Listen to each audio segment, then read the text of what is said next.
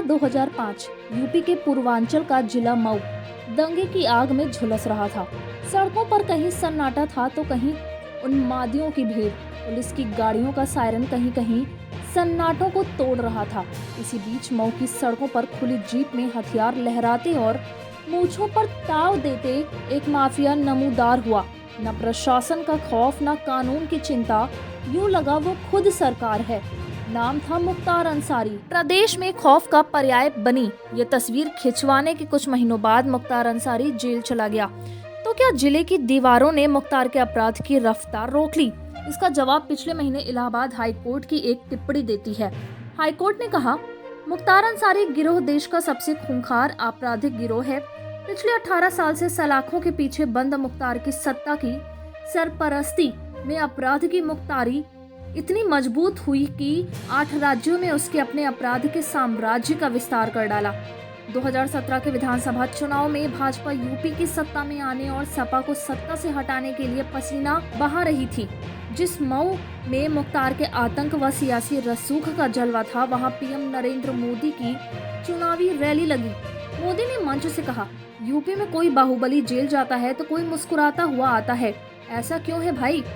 ऐसा इसलिए क्योंकि यहाँ की जेल अपराधियों के लिए महल में बदल दी गई है। सारे सुख वैभव उन्हें वहीं मिलते हैं। देखते हैं 11 मार्च के बाद जेलों में कैसे रंगीनियत रहती है। जेल को जेल ही बनाकर रख देंगे। जाहिर है निशाने पर मुख्तार का ही रसूख था। 11 मार्च के बाद यूपी में सरकार बदल गई, जेल की रंगीनियत रही या गई, इस पर आगे बात करेंगे। पहले ये जान लेते हैं कि करीब 6 साल पहले मोदी के दावे और 1 महीने पहले हाईकोर्ट की टिप्पणी की जमीन क्या थी।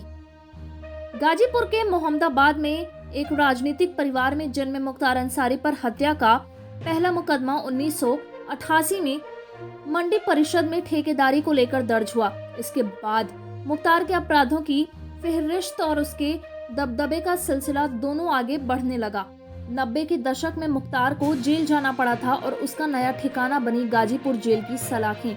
प्रयागराज में फरवरी दिल दहला देने वाले उमेश पाल हत्याकांड की पूरी साजिश अतीक अहमद ने गुजरात की साबरमती और उसके भाई अशरफ ने यूपी की बरेली जेल में बैठकर रची थी। लेकिन जेल की सलाखों के पीछे जो रसूख मुख्तार ने जिया है, उसके आगे अतीक का जलवा भी फीका ही रहा है। गाजीपुर जेल में 90 के दौर में तैनात रहे एक अधिकारी बताते हैं कि उस समय मोबाइल फोन का चलन शुरू नहीं हुआ था। बात करने का जरिया लैंडलाइन फोन हुआ करता था। मुख्तार के गाजीपुर जेल पहुंचने के बाद वहां के फोन के बिल का ग्राफ भी मुख्तार के अपराध की तरह बढ़ने लगा। बाद में पता चला कि ये बिल जेल अधिकारियों के चलते नहीं बढ़ा था, बल्कि जेल का ये फोन मुख्तार के निजी संपर्क के जरिए में बदल गया था।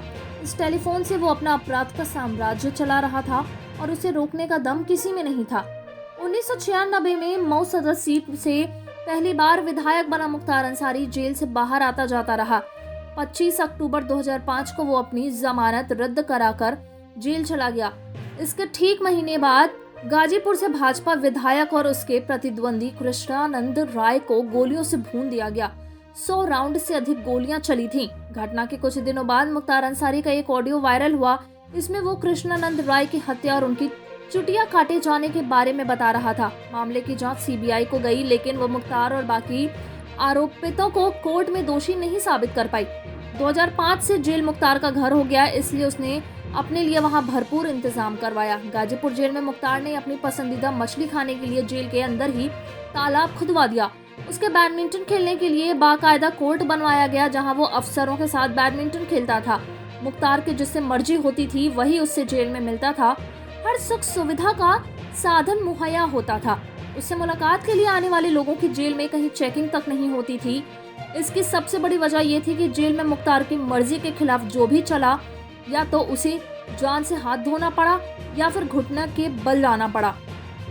लखनऊ जेल में तैनात रहे जेल अधीक्षक को राजभवन के सामने गोलियों से भून दिया गया था। इस हत्याकांड में मुख्तार और उसके गुर्गों का नाम सामने आया था। आरोप है कि उनकी सख्ती से मुख्तार नाराज था। हालांकि इस मामले में भी पुलिस कुछ खास साबित नहीं कर पाई। जेल अधीक्षक और जेल अधिकारियों को धमकाने के कई मुकदमे दर्ज हुए। इन सबसे बेफिक्र मुख्तार अपने साम्राज्य का विस्तार करता रहा। पुलिसिया जांच के अनुसार मुख्तार अंसारी का गैंग 8 राज्यों में फैला है, फिर चाहे वो मुंबई हो या गुजरात या फिर पंजाब, हरियाणा, राजस्थान, बिहार, दिल्ली और मध्य प्रदेश। गुजरात में मुख्तार ने कुख्यात एजाज लकड़वाला और फरजू रहमान के जरिए सिंडिकेट तैयार किया। यहाँ दहशत के बल पर उसने अपने करीबियों के जरिए कोयला सप्लाई पर अपना कब्जा किया। महाराष्ट्र में खास तौर से मुंबई में तेल के प्राइवेट रिजर्वायर में अपने करीबी शूटर मुन्ना बजरंगी के बल पर अपना एकाधिकार बनाया। उस दौरान मुन्ना बजरंगी मुंबई में मनोज जायसवाल के नाम से ये धंधा संभालता था। 1994 से वर्ष 2016 तक पंजाब, हरियाणा और राजस्थान में आतंक का पर्याय बने पंजाब के गैंगस्टर जसविंदर सिंह राठी से माफिया मुख्तार अंसारी की नजदीकियां जंग जाहिर थी। रॉकी की मदद से मुख्तार ने पंजाब, हरियाणा और राजस्थान के गैंग्स में अपनी पकड़ मजबूत की। वाराणसी के नंद किशोर रुंगटा अपहरण व हत्याकांड में मुख्तार के साथ रॉकी सह अभियुक्त था। पुलिस सूत्रों के मुताबिक जब तक रॉकी जिंदा रहा तब तक पंजाब के शूटर्स का यूपी में और यूपी के शूटर्स का पंजाब, हरियाणा व राजस्थान में जमकर इस्तेमाल हुआ। 2016 में जब रॉकी को हिमाचल प्रदेश के परवाड़ू में गोलियों से भून दिया गया तो उसकी हत्या कराने में 5 संदिग्धों के नाम सामने आए। ये सभी एक एक करके अननेचुरल मौत का शिकार हुए। किसी की भी मौत में हत्या की बात सामने नहीं आई, लेकिन किसी की भी मौत नेचुरल भी नहीं थी। इन 5 की मौत के पीछे चर्चाओं में मुख्तार अंसारी गैंग का नाम आया, हालांकि ये साबित नहीं हो पाया।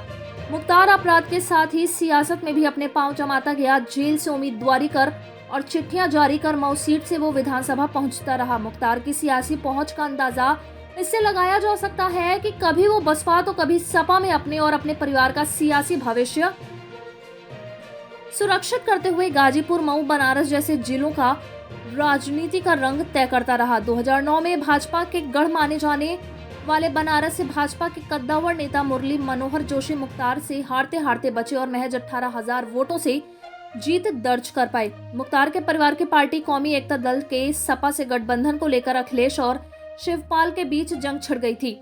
अखिलेश ने ये कहकर गठबंधन तोड़ दिया कि उनकी पार्टी में माफियाओं के लिए जगह नहीं है। इसके बाद अखिलेश शिवपाल के रास्ते अलग हो गए थे और मुख्तार परिवार ने बसपा का दामन थाम लिया।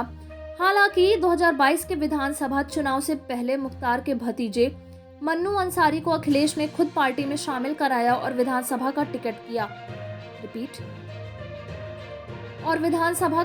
दिया। वहीं मुख्तार के बेटे अब्बास को मऊ सदर सीट से सपा के सहयोगी दल सुबह सपा ने अपना उम्मीदवार बनाया। जेल से समानांतर सत्ता चला रहे मुख्तार को सलाखों के पीछे पहली बार डर तब लगा जब 10 जुलाई 2018 को उसके करीबी माफिया मुन्ना बजरंगी की बागपत जेल में हत्या हो गई। इससे पहले मुख्तार ने खुद को यूपी से बाहर निकालने के लिए एड़ी चोटी का जोर लगा दिया। उसे कामयाबी तब मिली जब पंजाब पुलिस वहां एक दर्ज मुकदमे के सिलसिले में यूपी से ले गई। उसके बाद वो पंजाब की जेल में ही जम गया। यूपी की योगी सरकार और पंजाब की तत्कालीन कांग्रेस सरकार में मुख्तार को रखने और लाने को लेकर ठन गई। यूपी पुलिस ने 26 बार प्रोडक्शन वारंट लगाया, लेकिन मुख्तार को वापस नहीं ला सकती। आखिरकार यूपी सरकार को सुप्रीम कोर्ट जाना पड़ा। 2 साल 3 महीने की अथक मेहनत के बाद यूपी पुलिस मुख्तार की घर वापसी करा पाई।